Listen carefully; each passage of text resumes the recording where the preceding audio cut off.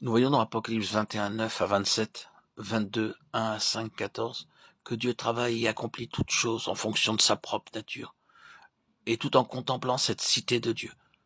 Nous allons essayer de frayer un chemin du symbolisme vers les réalités, car dans cette représentation symbolique, il s'agit de Christ et de son Église. En nous référant au chapitre 21, nous lisons le verset 10 et l'expression « ayant la gloire de Dieu ».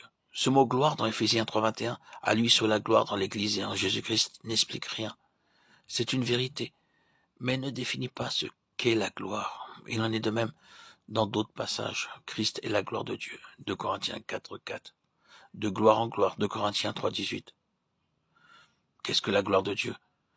Cette question étant posée, quelle en est la signification? La gloire de Dieu est l'expression de la nature de Dieu, de sa constitution, qui comprend son caractère, c'est-à-dire sa manière d'agir, de se comporter, et également sa mentalité, sa façon de penser. Nous voyons donc que le dessein de Dieu est que nous soyons l'expression vivante de sa nature, est marqué par son caractère et sa mentalité, car Dieu est totalement différent de nous, comme il l'exprime par ses paroles.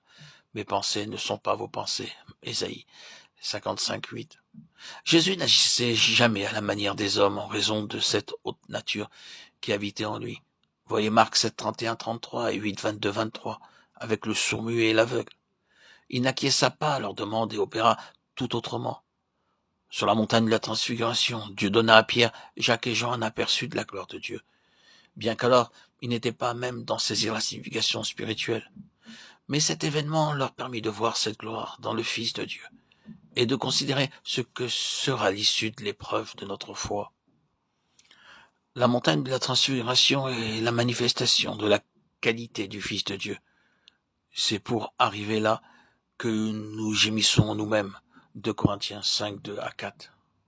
Jean dit, elle avait la gloire de Dieu, Apocalypse 21, 10. La gloire n'est pas quelque chose qui est vu, c'est quelque chose d'intérieur. C'est ce que nous possédons de Christ et qui a été implanté en nous par les voies de Dieu.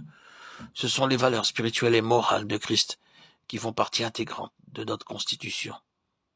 Elle est toujours la fin d'une histoire, quand tout a été accompli sous le gouvernement des cieux, que la pensée pleine et entière de Dieu a été réalisée et le modèle révélé obtenu.